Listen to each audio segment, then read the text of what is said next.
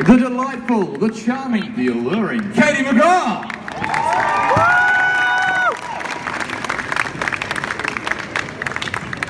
And a man who looks so good, he doesn't have fashion sense, he has fashion dollars. It's Mehcad.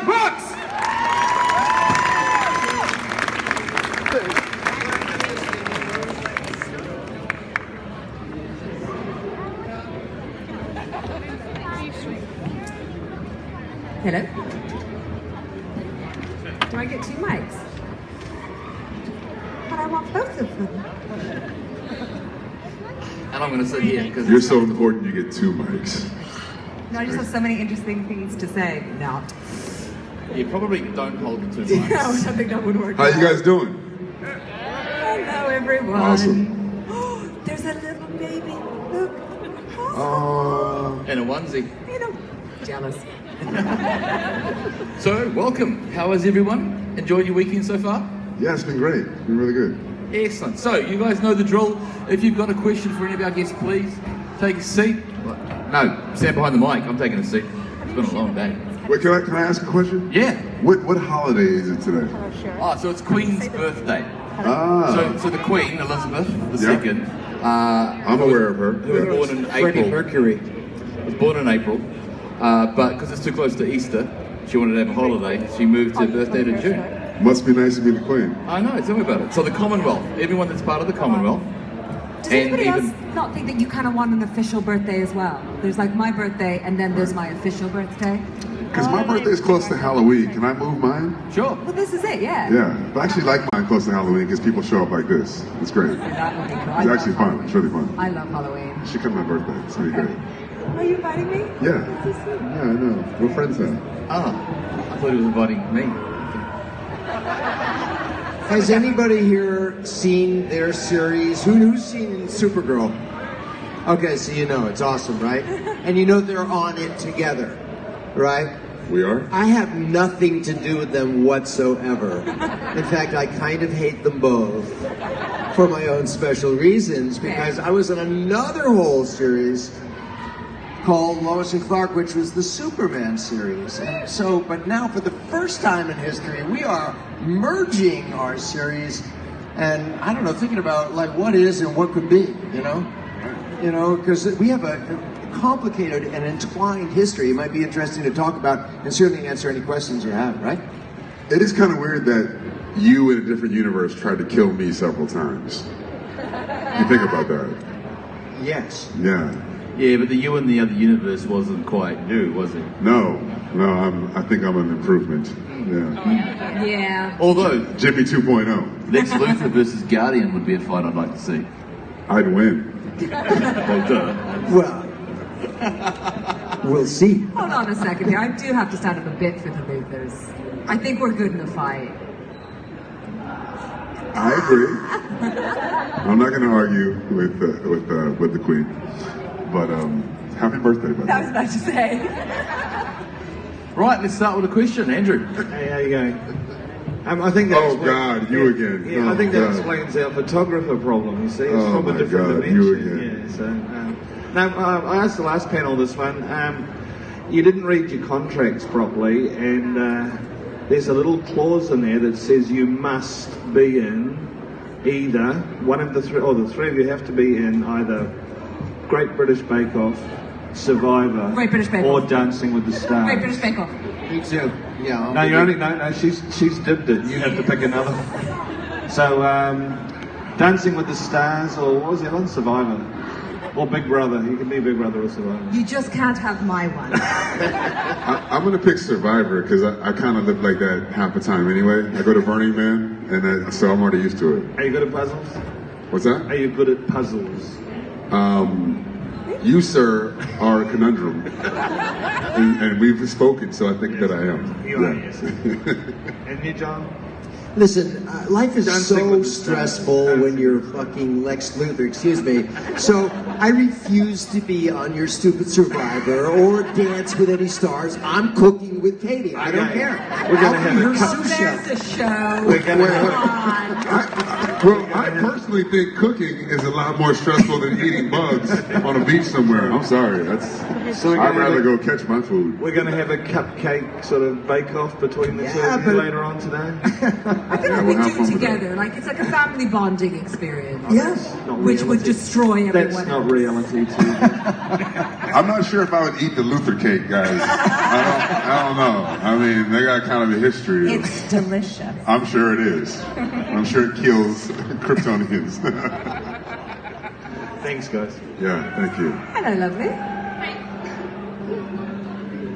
Honestly, that's why I wear heels. I was gonna be like, oh my god, if you jump and get the question out, that's gonna be amazing. My question is for you, but you can all answer it. But you played a lot of different characters, and I was wondering which one you think you're most like and which one you're not, and what do you do to get into character for a role? Which character?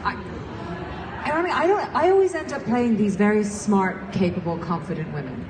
I am none of these things. Mehcad, I got there before you did. No. I was gonna give you a compliment. Oh,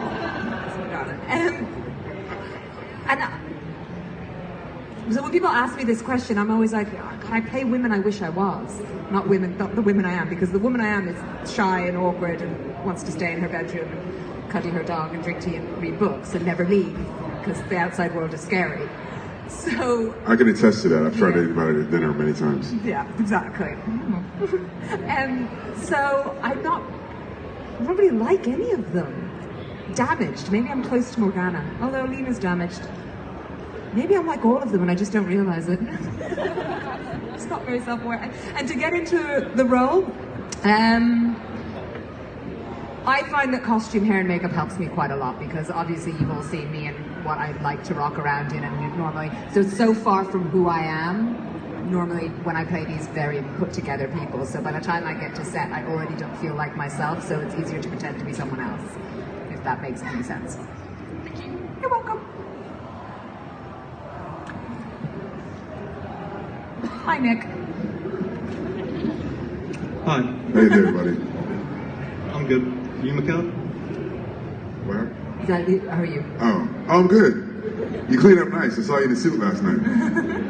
Thank you. You're welcome. So my question is, have you taken anything off set from the shows that you previously worked on, that you don't work on anymore?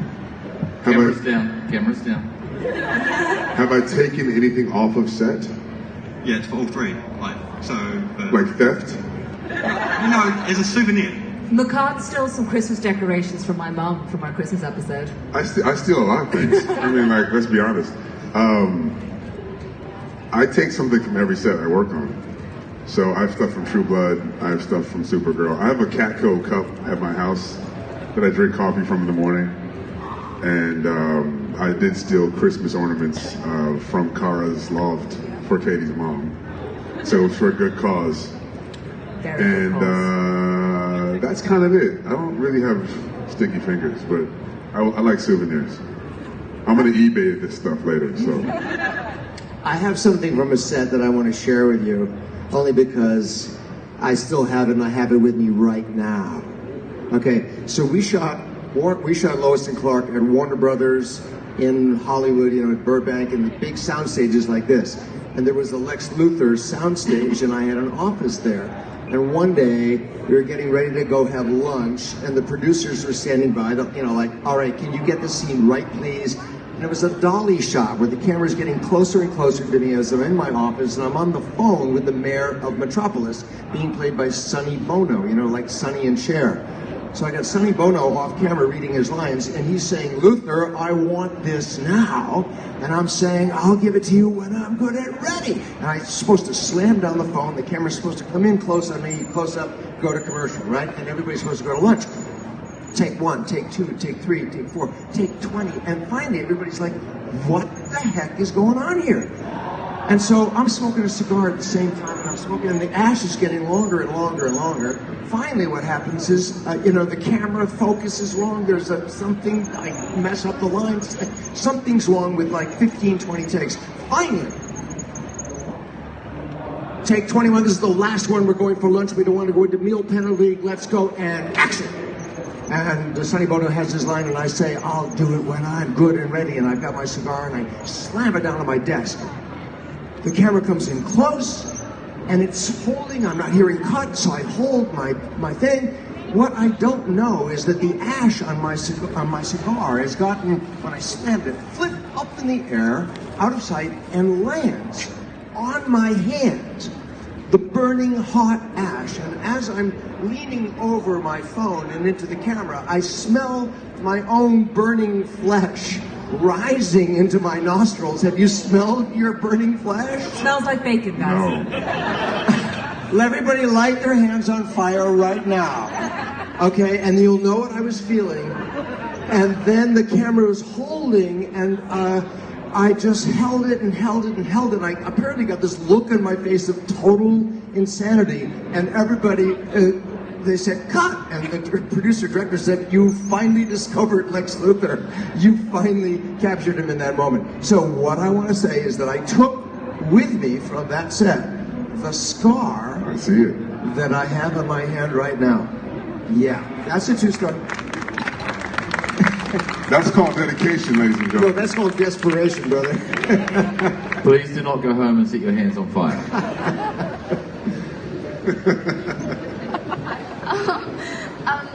I was just wondering, if you could only give one piece of advice for the rest of your life, what would it be? That is a brilliant question. That's a really good question. I'd say, don't worry, it's all going to be okay. Because honestly, no matter how bad things have gotten, everything has always managed to work itself out. And if I could go back to myself in any of those points and tell myself anything, it would just be, listen, it's going to be fine.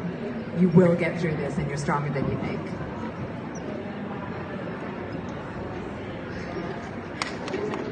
That's fantastic.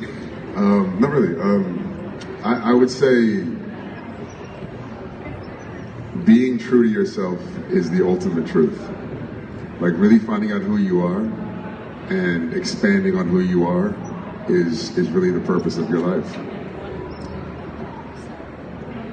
And look, I would just say, I grew up with a father and mother who were both teachers, and so they taught me this, so I'll share with you, that everybody is born with certain gifts that we inherit, that are given to us, that we have. And I think it's our job to find out what those gifts are, either in ourselves or in our children, and in our family and our friends, and use those gifts to make the world a better place. Whether you're a writer, you're a dancer, you're an actor, you're a musician, you're a mechanic, you're an architect, whatever you do, make the world a better place.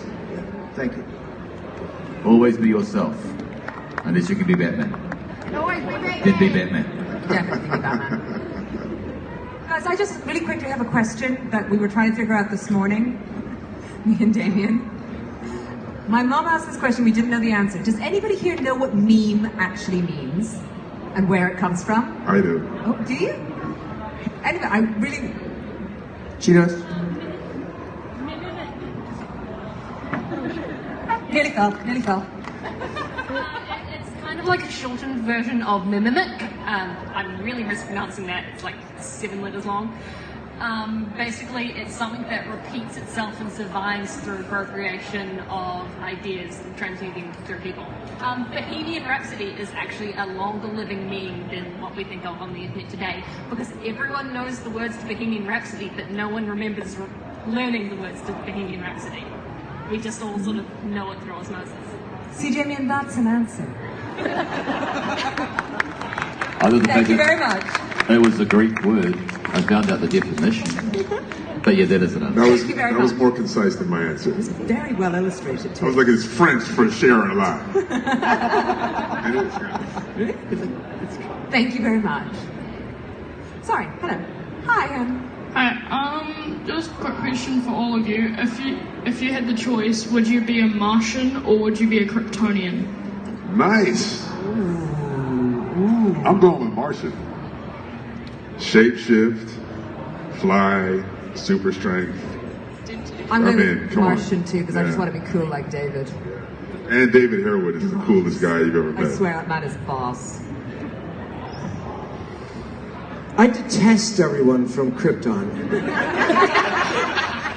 So I'm going to go with Martian too, okay? Here's the thing, let me just say this very quickly. The reason why I detest everyone from Krypton is because when they showed up on Earth, they came with all these inherited powers, you know? And so they made me work so much harder to dominate the world. And my sister now, who is so ably carrying on the tradition, although she's so much better than I am. And I don't know what happened to her. You did. That was the problem. I am a result of you. And how old are you? 15. So you actually may end up one day being a Martian. Yeah, we're getting there, buddy. Yeah, give it 15 years. By the time you're my age, you'll be like, this is great. Mars is great this time of year. Yeah. This question is more aimed towards Katie and John. But Thank you. Your characters can be quite dark. So how do you separate that from your normal life if you've just done a scene?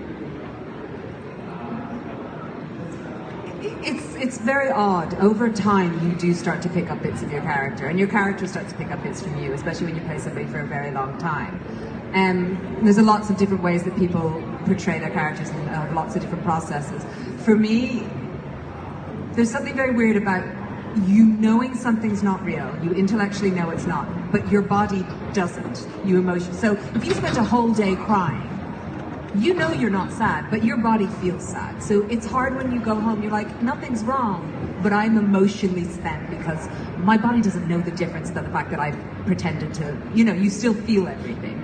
So you can have that well, for me, I can have that kind of hangover where intellectually I'm like, everything's fine, but emotionally I'm broken.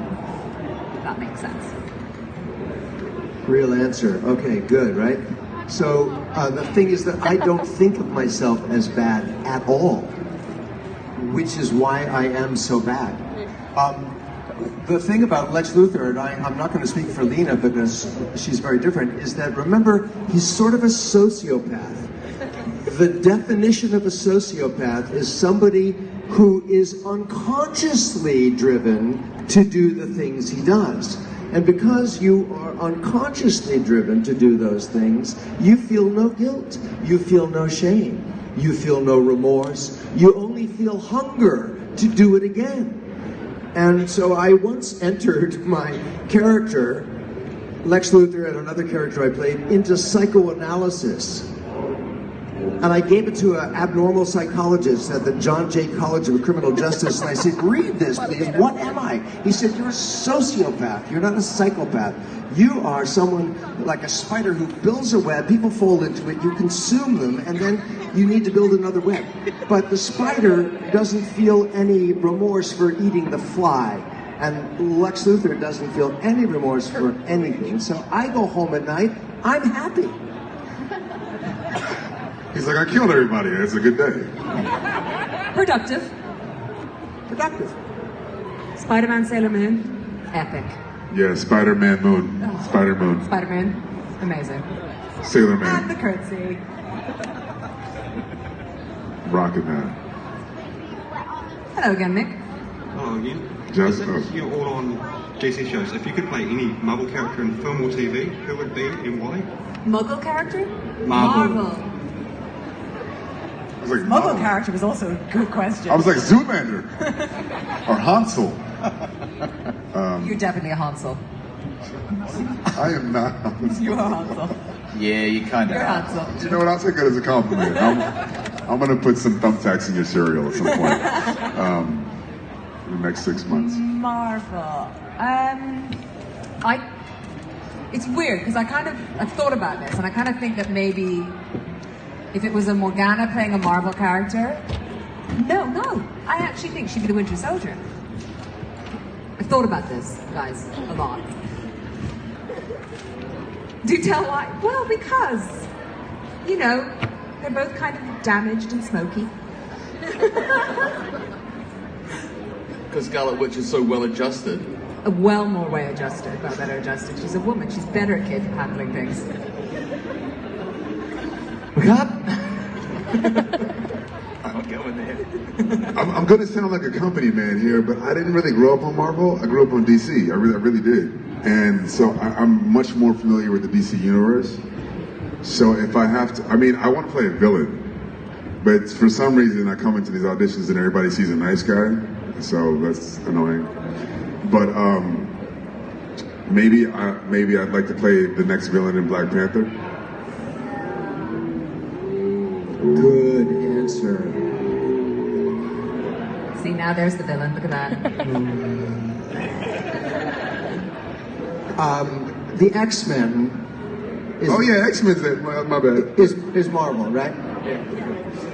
So I after I did Lois and Clark and played Lex Luthor, Warner Brothers, which was in partnership with Marvel, asked me to star in a series for them called Mutant X. Mutant X, which I did for 3 years for Warner Brothers, was the X-Men Marvel universe, but I played it was the X-Men as a television series. We shot it in Toronto. It was really fun to do, and I played the leader, the guy, Adam Kane, the guy who created the mutants.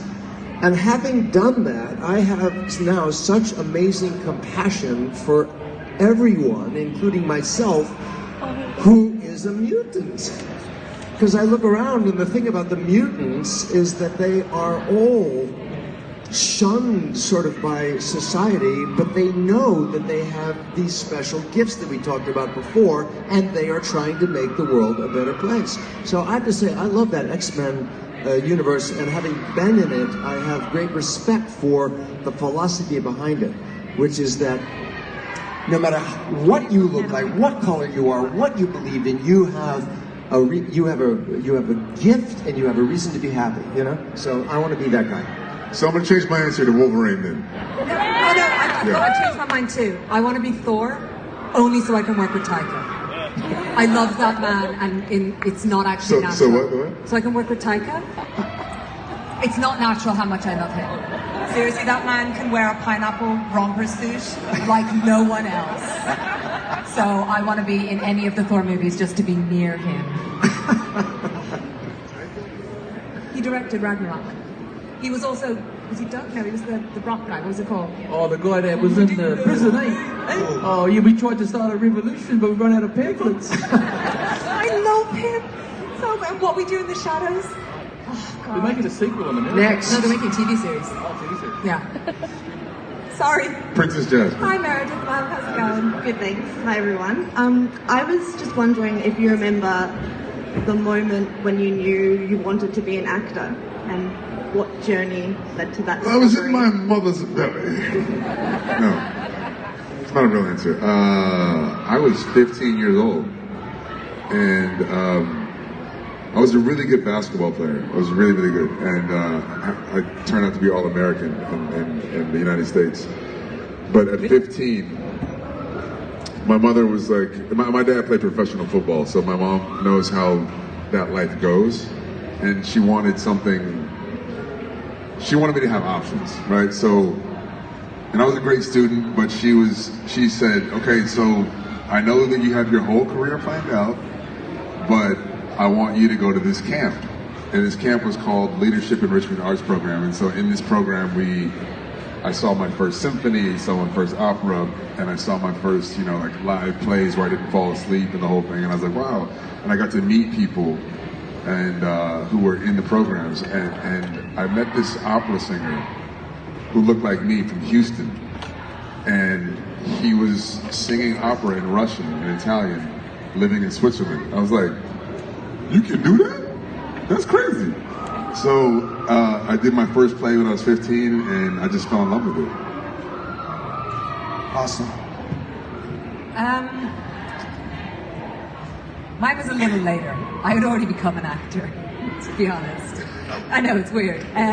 It was about halfway through the first season of Merlin, and I had one of those days, and I was very aware on Merlin that I was the only person who didn't go to drama school, and everybody else had gone and spent 3 years making their mistakes in the comfort of a classroom, and I was doing it in front of 7 million people, so I was very aware of that. And I remember having a day that just nothing went right. I couldn't get the scenes, I couldn't get the words out, I couldn't do what I thought I could in my head. And I went back to the hotel room and I sat down and I started to cry because I wasn't getting it and I was frustrated. And then I suddenly realized why I was supposed to be an actor. Because for the first time when something got hard, I didn't want to give up. All I wanted to do was go in the next day and do it better. And now I was like, yeah, this is what I'm supposed to be doing. Because no matter how hard it got, I didn't want to walk away. And it's still hard. And I still go home and cry on bad days. But I still want to go in the next day and do it right. By the way, she doesn't have bad days. That's because I've got Mehcad to make me look good. She's really hard on herself. So, you know, just show her love. I love you. And energy when you see her on television. Just send out love vibes to her because she's way too hard on herself. One of the best actresses I've ever had the pleasure of working with. Round of applause for Katie McGrath.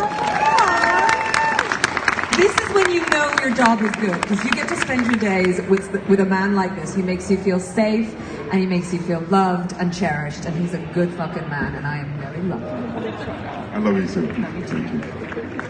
Can you feel the love tonight, guys?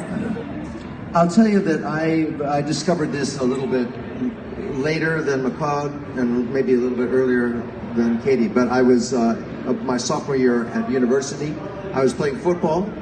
I was not an All-American. In fact, I was injured really badly, and I couldn't walk.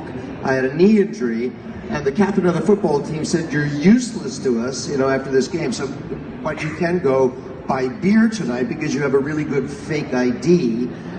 So he sent me over to get my wallet, and I went over to the back of the theater. I was on the debating team as well, so I was sort of a nerd that way, playing football and debating. But I went over to the debate room to get my fake ID, and the head of the theater saw me and asked me to sit and read a play. At the end of the play, she said, "Okay, you got the part. We start rehearsal on Monday." And I did my first play. And it was a Shakespeare play called Much Ado About Nothing. Great and I played the lead in it. I played Benedict in it. And suddenly I found myself on stage instead of on a football field, sword fighting and speaking in iambic pentameter in front of people. And it was like I had finally discovered what it is I was meant to do. And it turns out that the theater is the perfect synthesis of football and debating. It's like a team sport with words. Anyway, so I tell you this story only because if bad things happen to you, like your knee is destroyed, good things could come out of that if you keep a positive attitude and you're open to the surprise that constantly unfolds, right? So that's it. Thank you so much. Yeah, thank you. Thank you, love. Hello. This question is directed at Katie. And I would. Can I just stop you for a second here? There's actually this young man's going to go first, and then we'll come back if that's all right. If you were a character other than yourself in Supergirl or the Superman series, who would it be? And why? Again, I'm going to go with David Harewood. No, I just want to be David. I don't want to be his character. I think it's from a different show. Different show, not our own show? Or within our show? Yeah. Within our show. Yeah, I just want to be David. I want to wake up and be David. I mean, I think it counts as an answer. I think I'd be Superman. Yeah.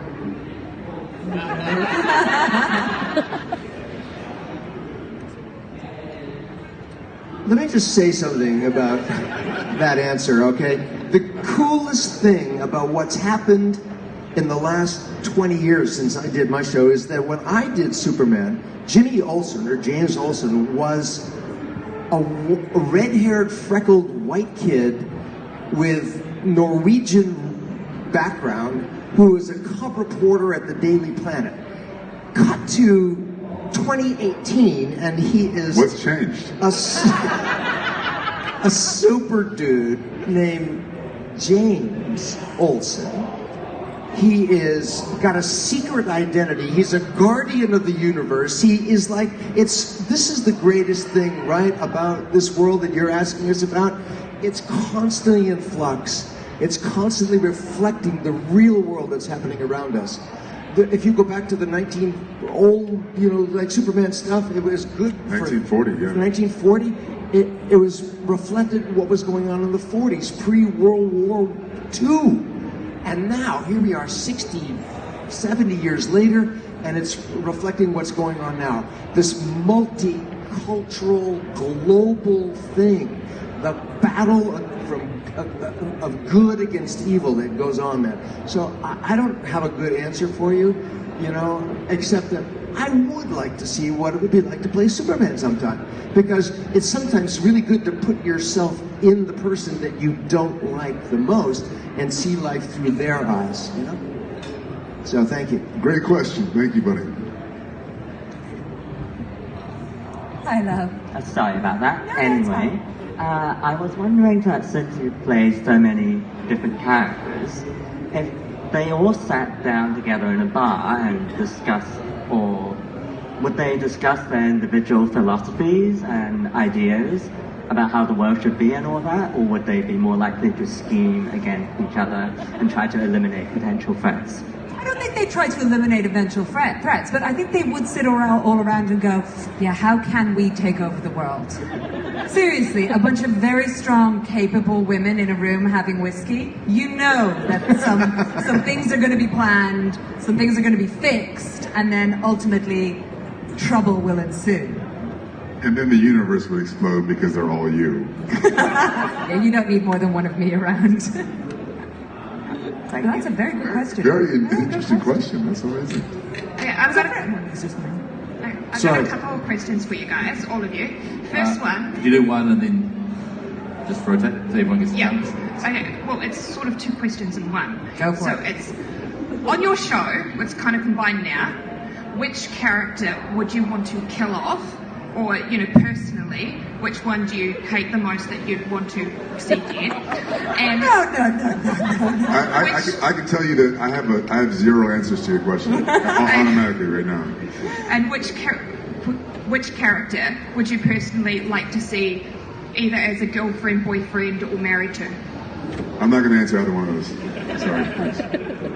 Character, not actor. I'm not going to answer either one of those. I think we're very lucky on our show in the fact, and I came in a year later, and I've never walked into a show that was already up and running and felt so at home and so welcomed. Because like I said, I only came in for a couple of episodes, and they treated me no different as somebody who was ostensibly just passing through as somebody who had been there for the entire year beforehand. Yeah, like total crap. I didn't work with you in the first few episodes. There you go. You see, there you go. That was the problem. So there's no one I don't want to. I like them all. They're not actors, but from a fan sort of point of view in the even universe. from a fan point of view.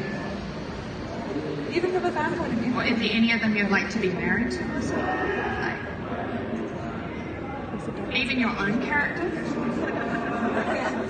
Yeah, it's probably not something that they're going to ask, is it? That's not a fair question to ask us because it could be tweeted out and such. Katie says that she wants this person to die, and that's not true.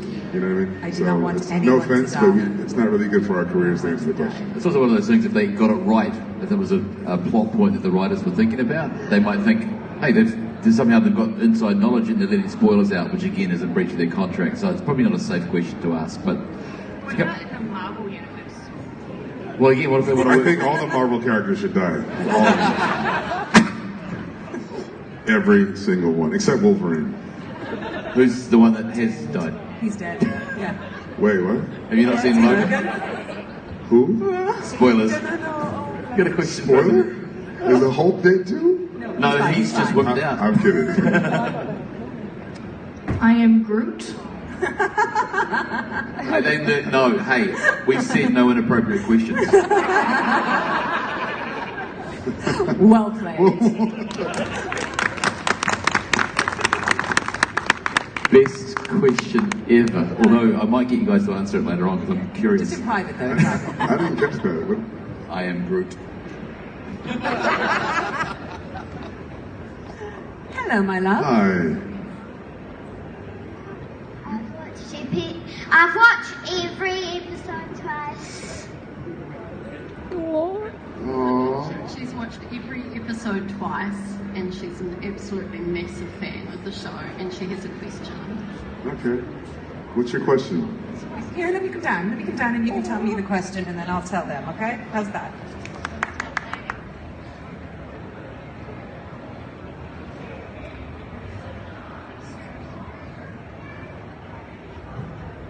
Oh, it's a really good question, guys. What is it? What have you learned about yourself from playing the character on the show? Wow. It's good, right? Hey, round of applause for that question. That's a great question. What's your name?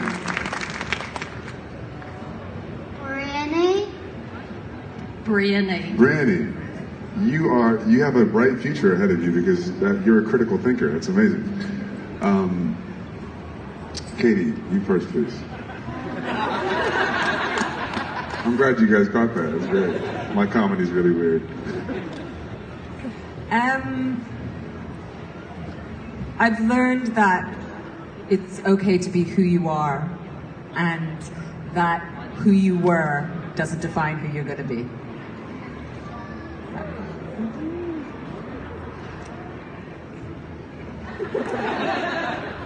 I should have went first. That was a really good answer, Katie. Thunder Stealer. I have learned that you don't need a cape to be a hero.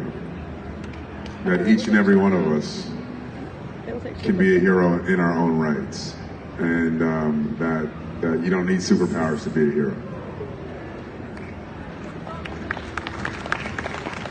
Good answer. Great answer. I want to say that people are not always what they seem to be.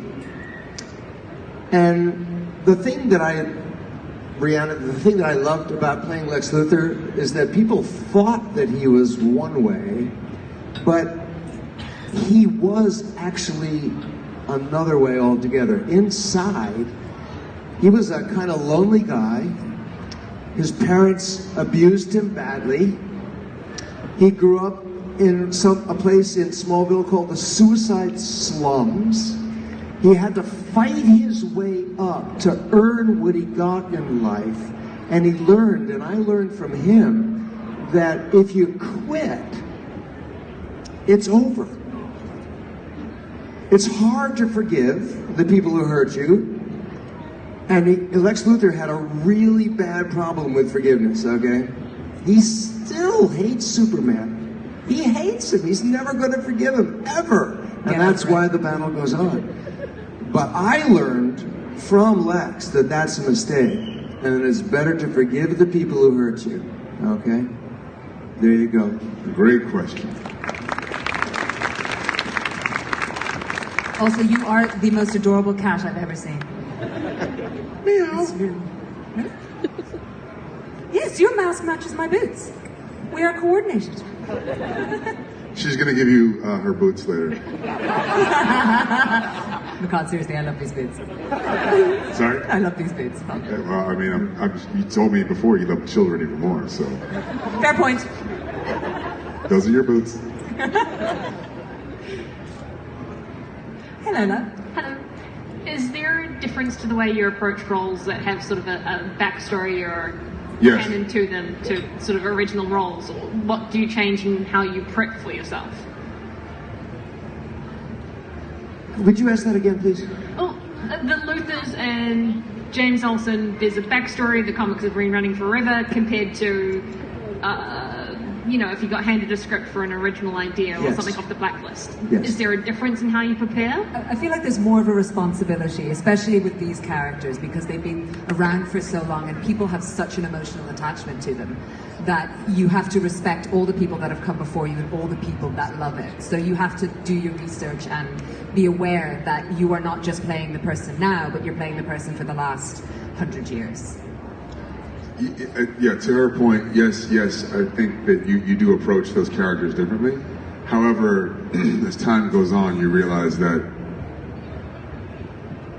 there really is no difference, because eventually, no matter... So Tom Hanks said it best. Who was the astronaut he played in Apollo 13? Jim Lovell. Jim Lovell. He apologized to Jim Lovell because he said, whoever you might have been, people are going to think you're me. Right? So, yes, I approached Jimmy Olsen, in a certain way, and then I got to the point where I was just kind of like, he's just going to be me. And for generations that didn't know who he was before me, I can't play the Norwegian, like freckle-faced cub reporter. I can't do that. Like, that's not who I am. So that would be a disadvantage to me.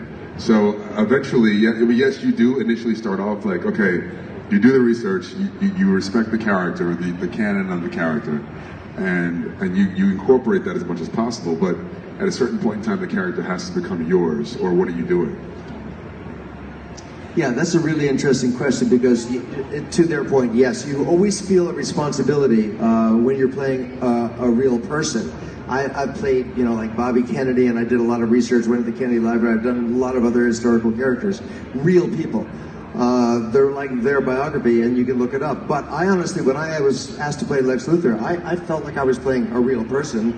And I went back and did the research, and I looked at what Gene Hackman had done. I looked at what everybody had done before me. Not many people had played him before me, but I read the comic books as a kid. I just knew there was a mythology that I had to be true to. But then, given that, I would deal with the actors that I was with and the writers that I was with, because we were trying to do something new and different. And like Mehcad just said, and Katie, then you make it your own, and you put your own stamp on it, because that's why you've been hired, right? So you internalize the history, and then that sets you free to create something brand new for a new audience in a different time. Okay? Oh, and sorry, just as an aside, there's a joke in a kid's counting book, and the line is, Lex Luthor stole 50 cakes. That's a lot of cakes. All right, it's true. That's funny. So, working on a movie, obviously you've got a very clear arc for what your character's going to be. When you're working on TV, how much of a heads up do the writers or the executive producers give you of what's coming up for your character? Like, I'm sorry, can I stop you? You said how much is it up to? How much of a heads up? How much advance notice? Like, did they tell you this season you're going to become Guardian, or did they say this season Lex Luthor's going to get exposed and you're going to have to shave your head and do all of that? It depends on the show, and it depends on the writers. We had an old showrunner who could not keep a secret at all, and we were like, all right, so 3 years from now, like, hold on, slow up, buddy. I'm trying. What's happening in the next episode? And then I've had other writers on other shows where you don't know what's happening until you get the script, and so it just kind of depends on how the show is run. I mean, exactly what Mehcad said. Even from episode to episode to season, sometimes they give you a very general idea, but for Supergirl particularly, we filmed 23 episodes, so they don't give you all of the details. And a lot of the time, I think as the season goes on, things that they thought were going to be important become less important, and other things come out of the woodwork. So I think it depends, especially because we film such a long period of time. But there is something exciting about playing a character where you don't quite know where it's going to go, because like you said, on a movie, you know the start, beginning, and end, unless you're working on, I don't know, Star Wars, where they tell you nothing. And so there's something very comforting about that, but there's also something very exciting about doing what we do, where you don't quite know what's going to happen. So, also means I can't give spoilers, which is good. Yeah, this is all absolutely accurate. And Lois and Clark was done the same way. You know that when you make a television series, you shoot a pilot, and then the writers have something called Bible, which lays out, let's say, that for the next 22 episodes, it's kind of like an outline where everything's going to go. They haven't written those scripts yet, so even they are kind of improvising as the writer's room progresses over the course of 8 months or 9 months of work. So they may not know. They know in broad strokes, but oftentimes, because the part of the thrill for them is to see how the characters are interacting, how the audience is reacting to it, and to shape the series as they're going on. I did know at the end of the first season that I was going to fake my own suicide. And the only input I had into that, I said, do you mind if I do like a Jimmy Cagney moment? And they said, what do you mean? I said, well, because my favorite movie from Cagney, which was shot at Warner Brothers, where we were shooting, I said, is when he's on top of the oil refinery and he goes, top of the world, top of the world, bam, bam, boom, right? And the oil refinery blows up. And so I said, can I say that line? And they said, top of the world? I went, yeah, top of the world. And they said, yeah. So anyway, so the writers are also open to the contributions from their actors. Sometimes. It goes back into also what Mehcad was saying beforehand. You start out playing a character and it's something that somebody else has created, and then over time it becomes what you've created. So they start writing for a character, and then over time they start writing for you as the character, and then as an actor there's a shift over a long period that, you know, you become who you're playing, or who you're playing becomes you. So there you go. Cool. Yeah, thank you. Thank you. Great question, thank you. I'd like to ask Mehcad, how come that Kryptonite was green and not blue? There is like a historical meaning to this. Yeah, there's, green Kryptonite, okay, so different color Kryptonites do different things. I'm not sure what blue Kryptonite does, but green Kryptonite is the one that I'm familiar with, and the one that's in the Richard Donner movies that I grew up with, and that's the one that hurts. That basically takes away the photonic power of a Kryptonian to use the sun and turn that into superpower energy. But if you had a different colour, wouldn't you be more original? Well, we had red Kryptonite in an episode. Black Kryptonite. Yeah, We're going to do all the colours of the rainbow. Yeah. Well done. Yeah. Blue Kryptonite is a variety of Kryptonite. It has no discernible effect on Kryptonians, but it is deadly to Bizarros. It is not deadly to Belinda Z, however. It seems to give her the power to create more Bizarros. In Smallville, it removes Kryptonian powers in addition to killing Bizarros. Thank you, Google.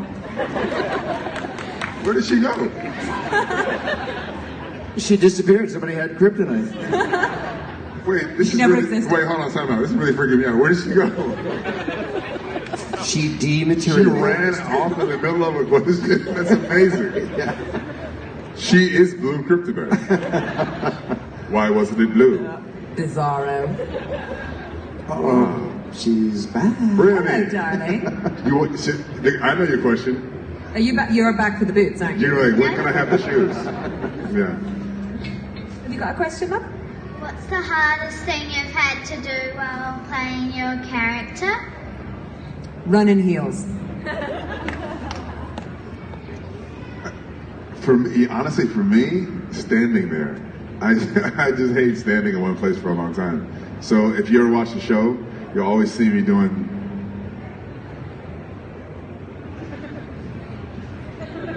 I'm a leaner, so I hate doing this. He also does like to walk around scenes, which makes scenes much longer to film. Because like, no, I'm not just going to stand here. I'm going to pace around the office and stand at the desk. And I'm just going, God, we're never getting out of here. I'm like, oh, that gives me 2 more hours with Katie. Aww, liar. I just made news. When I was shooting Lois and Clark in California, I was living in New York. So I had to fly every week for 8 months back and forth across the country, 6,000 miles every single week. So I'd get on a plane on Sunday night, and I would land in Los Angeles on Monday, and I would shoot Monday, Tuesday, Wednesday, get on a plane on Los Angeles on Wednesday night, fly back so I could see my wife and kids. So Lex Luthor was perpetually jet-lagged, and it made me very grumpy and crazy, and I think that's why I was good in the part, but also it was really hard for me to do, because I think I aged about 20 years in about 1 season. Yeah. So. Thank you. Kia ora koutou. Just wanted to ask, does you have a favourite episode that you've filmed throughout Supergirl mainly? The stick poke episode. That's where we all go into the dark valley. Stick poke kind of pokes me with a stick. Honestly, only because, not for a lot of reasons, but that was a really tough episode to film, and those were particularly, all that Dark Valley stuff was really hard. And to get through it, all I remember is Melissa, Kyler, and me just being really silly for like 2 days. What's new? Fair, to be fair. So I just have very nice memories of filming that episode. Also, I got to wear trousers. Which is a big deal for me now.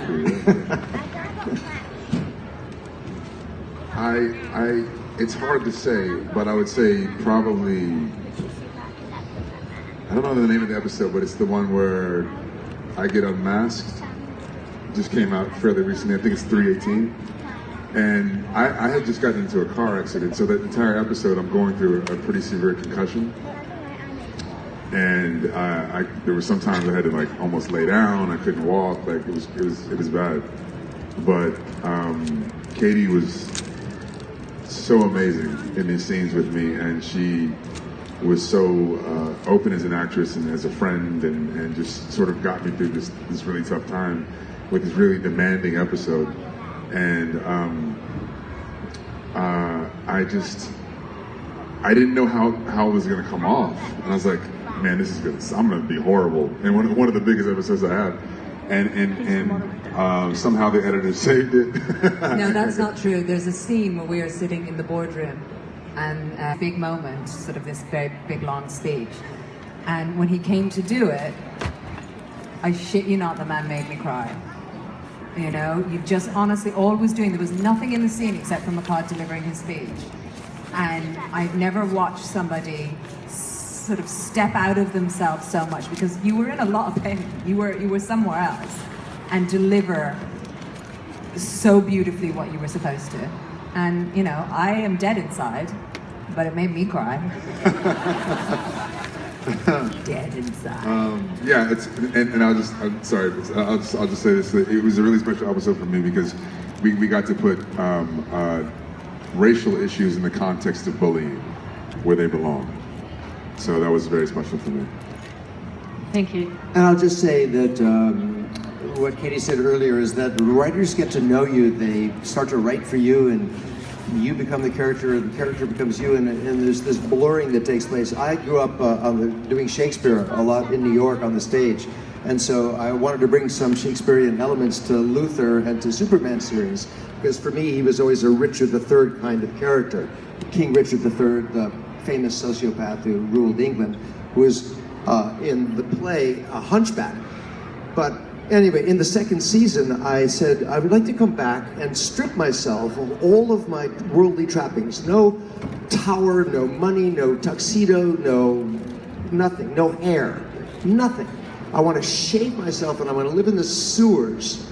And when I come back and see Lois, who I'm still in love with, I want to surprise her and pretend to be somebody else. So I had them create makeup where I was 80 years old and in a wheelchair, and I spent hours and hours with latex on my face, and I come up in a wheelchair, and I see her, and she has no idea that it's me, and then I tear off the latex, and I do this speech from Richard III, which is in this Lady Anne scene where the King Richard says to Lady Anne, yes, I killed your husband, but I did it because I love you. And so I then took those lines and we rewrote them for Superman, and I said, yes, I did everything that you say I did, but I did it because I love you, Lois. And so it was so much fun for me to weave a little bit of Shakespeare into Superman mythology, and I have to say, that was the most fun and the greatest challenge. Cool, thank you so much. Yeah, thank you. Okay, so we've got time for one more question. Hi, I respect you guys as actors and everything, and just love your answers, and it inspired me to come up and just ask you personally. I heard your answer to the young lady before, and yours was, no matter what you've done in the past, it doesn't determine who you are in the future, you know. Your answer, don't have to have the cape on to be a superhero, you know.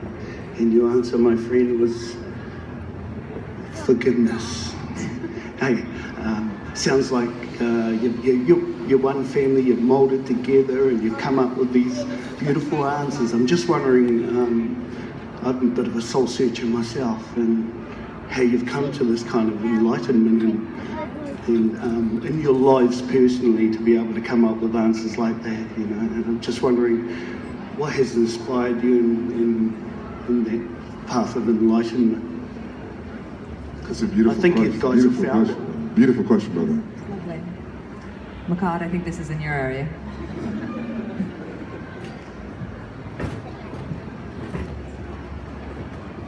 May 20th, 2009, I passed away.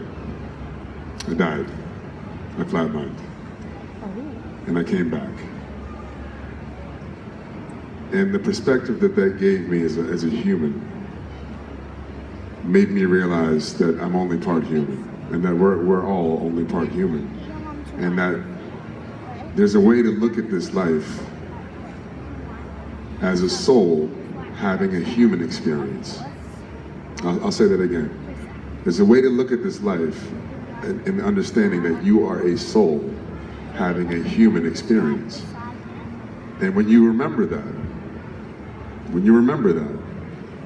life changes. Every saint has a past, every sinner has a future. So when you remember these types of things, and then 2 years later to the day, May 20th, 2011, I got hit by a car and went into a coma. And I had a very similar experience of a shock, a wake up.